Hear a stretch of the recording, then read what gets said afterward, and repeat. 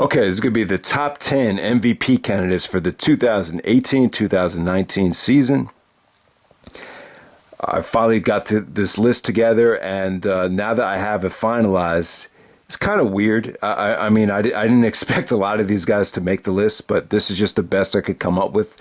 I just feel like a lot of the guys that usually do make this list just didn't deserve to be on it for whatever reason. And you know who those guys are, but I'm just going to get right to the actual list and kind of forget about the honorable mentions for this one. At number 10, we have D'Angelo Russell of the Brooklyn Nets. I was going to say New Jersey Nets, but yeah, the Brooklyn Nets with D'Angelo Russell. It's just a great story here. For some of you guys that don't know the story, he was actually drafted by the Lakers at number 2 back in 2015. And out of like those first 5 picks, he was kind of considered a bust. Magic Johnson had gotten him traded. They thought he was kind of immature. He did that whole situation where he ratted out a teammate for cheating on his girlfriend. So you had that whole thing to deal with. And, I think the moral to the story is not to give up on guys too quickly, or not to label guys immature right away. Give them some time to grow.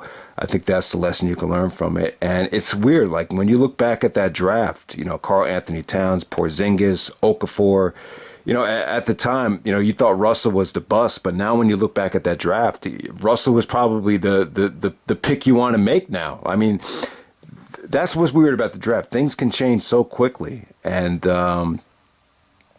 he's really kind of redefined his career with Brooklyn. You see the maturity, you see the skill level, you see the smoothness of his game. He's definitely been the best player on probably the surprise team of the year, the Brooklyn Nets. So I'm going to give D'Angelo Russell the number 10 spot.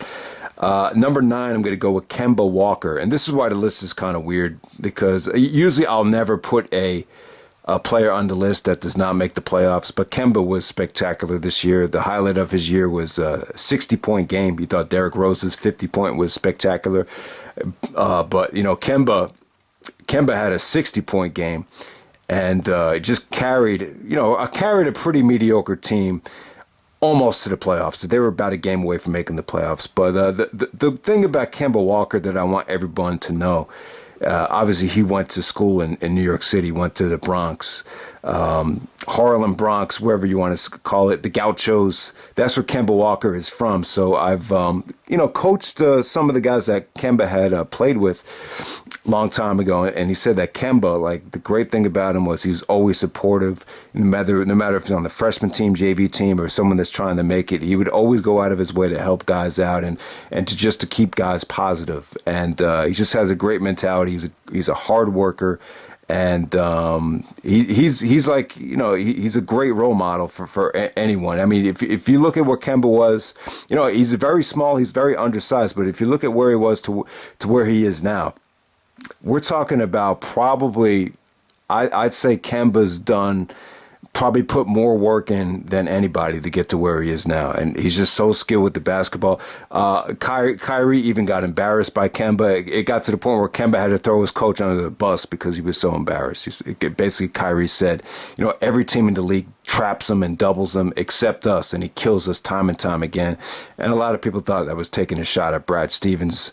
So that might be an issue to talk about in the future. But Kemba Walker, Charlotte Hornets, going to be a free agent. Maybe he'll come back home to the New York Knicks. If the Knicks get him, they should be very, very happy, because he's a hard worker and just a hell of a basketball talent. And one of the best, probably the most underrated handle in the league. People talk about Steph Curry, Kyrie Irving's ball handling skills, but I think Kemba is right up there with them as well. Number 8, I'm going to go with Kevin Durant, Golden State Warriors. This is why I think Durant needs to leave Golden State, is because it's tough to rank him even higher than this, but he doesn't have to do a lot, and I still feel like Kevin Durant's the best player in the game. Like right now, I think he's the best player in the game. He could just do it all. He's got the size, he's got the shooting, he's got a great handle for his size. He could just score over anybody. That's the great thing about Durant. But with the Golden State situation right now, I think boredom is a factor. And the fact is that team is so stacked that he just doesn't have to do a lot. Especially with trying to implement DeMarcus Cousins. He really hasn't really looked for his shot. I think he's only been averaging about 20 points a game since Cousins has come on the scene. So it was kind of a laid back year for Durant, but I think there's no denying that he's still, to the naked, I mean, still, I would just say the best player in the league right now, Kevin Durant, without a doubt. Number 7, I'm going to go with Paul George of the Oklahoma City Thunder. Paul George had a great year until the shoulder injury. There's rumors that he might have a torn labrum, but we'll see what happens there. But, Westbrook, the great thing about Westbrook this year is he kind of took a back seat and realized that, for the Thunder to be great, Paul George needed to really do the bulk of the scoring. So Westbrook kind of gave George the keys and let him be the leading scorer. And, he was great, man. His shooting off the dribble, his catch and shooting.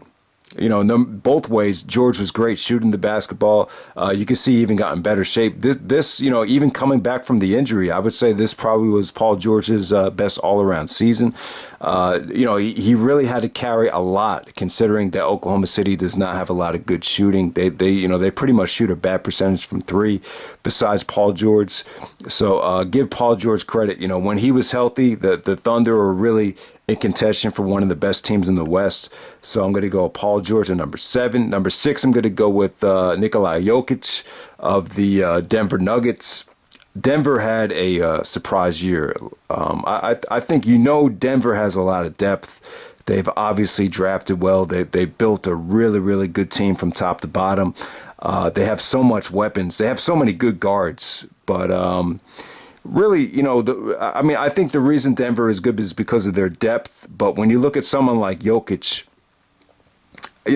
he's not a very athletic. He's not like in tremendous shape, but he's very large. He's carrying he's pretty much carrying a lot of weight for an NBA player, but it kind of proves how valuable skills are. He could shoot the ball, he could pass the ball. Shooting and passing are what really makes him valuable. His ability to kind of, pass out of a double team to a three-point shooter is invaluable. Just great positioning. He's healthy too. That's the difference between Jokic and Porzingis. Is, even though Porzingis is, he probably looks like he's in better shape. Jokic is a little bit shorter and he's carrying a little bit more body fat, and I think that makes him a lot less injury prone than a guy like Porzingis. So definitely, I would definitely take Jokic over a guy like Porzingis without a doubt. And it's just he has all the skills, man. He's got great moves in the post. He's got great footwork. His footwork to catch the ball at the foul line and to be able to turn, shoot, or pass it. It's just been great for them. And when you have as many weapons as Denver has, it's just great to have a guy that skilled in the middle.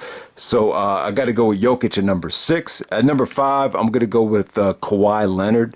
This might be kind of a controversial pick. Kawhi with the Raptors this year, I thought he had an amazing year. I think one thing you notice about him is the shooting is off the charts. His shooting is great. His hands are so big that he can. It just makes him such a threat on defense because he has such large hands. So you always got to be careful about how far you put the ball in front of him. He's just become a great closer, man. He really has become, someone you can rely on when the game is on the line. I say he's right up there with probably the top 3 in the league as far as who do you want the ball in their hands at the end of the game. It's definitely Kawhi Leonard. A lot of the stuff that DeMar DeRozan has lacked, Leonard's really made up for it. And keep in mind, he's missed a lot of time, and I'm sure that's going to hurt him, the whole load management thing. I don't think Kawhi played a lot of back-to-backs this year, but imagine how good Toronto's record would have been had this guy played 82 games. And I know he's conserving energy. I know he wants the big payday. He's probably going to end up going to the Clippers. But I've really enjoyed Kawhi in Toronto. I think it's been a good fit. I think they've been a scary team, and I think they, for as much as I love DeRozan, I can't argue. Even if you're a big DeMar DeRozan fan, you can't deny you'd be a lot more afraid to play them with Kawhi Leonard. So I'm going to go with Kawhi at number 5. At number 4, I'm going to go with Steph Curry. Ever since Durant's been there, it's kind of held both Durant and Curry back from winning the MVP. But I remember like in November, there was a stretch when Steph missed a couple of weeks, and you could just feel his presence being missed. And I'll tell you, man, Steph Curry's the reason why Klay Thompson is never going to be like on a team of his own. Klay, like if Klay went to the Bulls and was like their top free agent, and the Bulls are gonna build around Klay Thompson, it just wouldn't work. Klay is more of a catch and shoot guy. You could see how much Steph opens the game up for guys like even Durant and Klay Thompson and everyone else. It just, he's really changed the league. He's changed the game, and definitely for the better. I love Steph Curry because he plays the way that I've always wanted to play when I was in high school. High volume shots. He's just a hell of a shooter, and he's really, Steph to me is just. I'm just proud of him, and I'm just really, really happy that. He's been the best thing about the league. I have to say, even though I know people are sick of watching the Golden State Warriors and people are sick of Golden State being in the finals, but for as much as you hate Golden State, I just can't see anyone hating on Steph Curry. I think he's a good guy, and I just think if you say Steph is not fun to watch, you're just lying. He's more fun to watch than anybody because of what he can do with the basketball, ball handling skills, and what's underrated is just his ability. His strength is underrated, his defense is underrated, and I feel like what's really set him apart since he's been the MVP is like his just his ball handling skills and just ability to break down the defense. It's really made him a all-time great.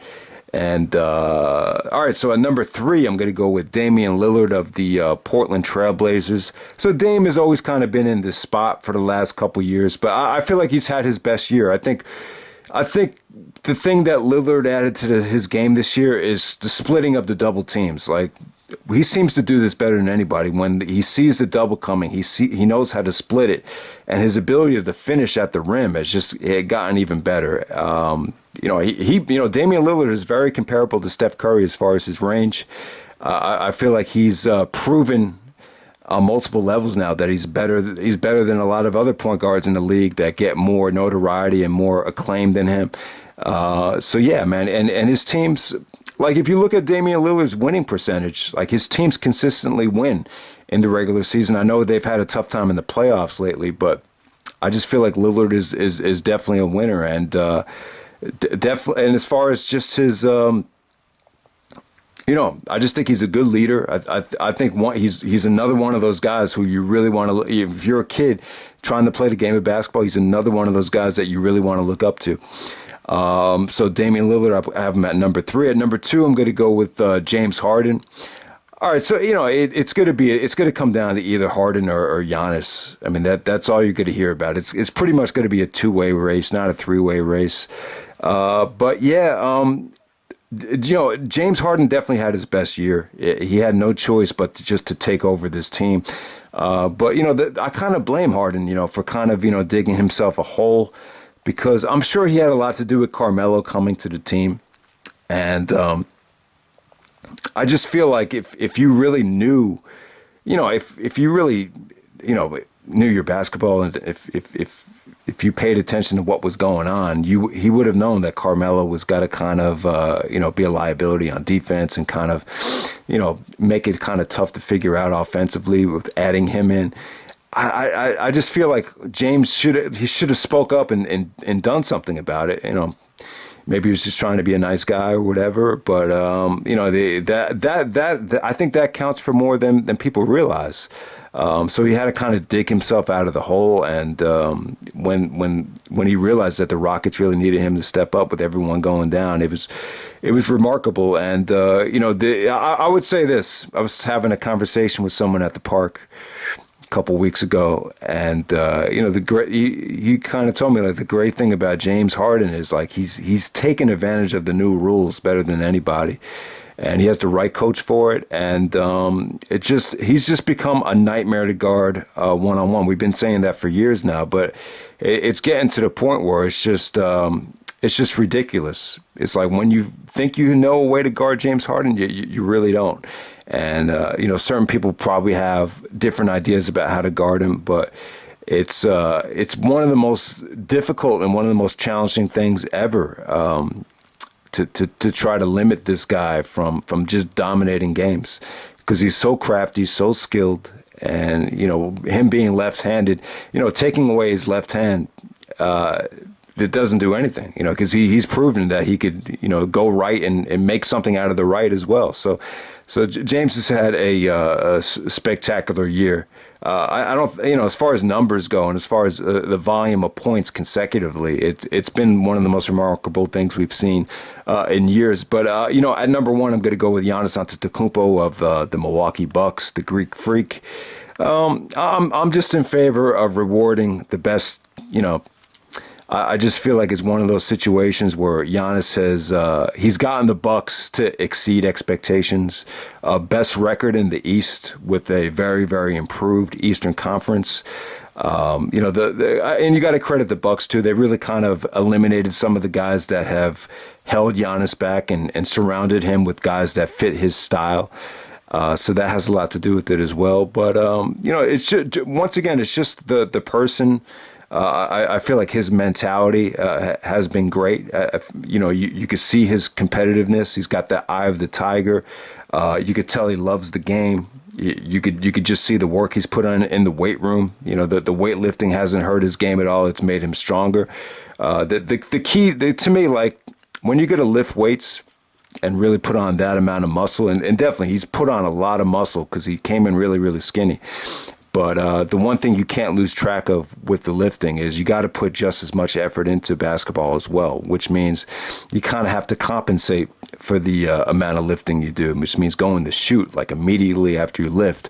And you could just tell he does that. You could tell he's put in the work, and it's almost not fair. Like if I'd be like, the guy is so good that if I wouldn't be afraid to play with anyone in the league except this guy.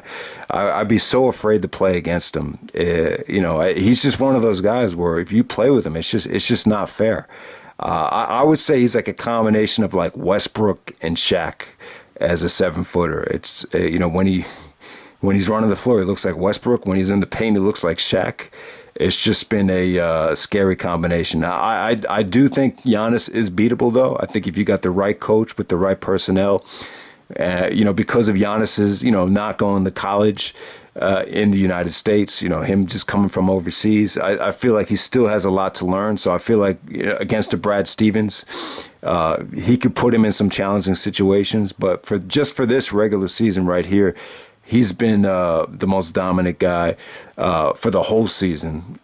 James kind of got off to that bad start with, Carmelo and the lack of defensive personnel. So that I think that kind of counts against Harden, to be completely honest with you. But to me, I'm about rewarding the best player on the best team, and that's been Giannis Antetokounmpo. So that's my top 10 MVP candidates, and I'm out. All right.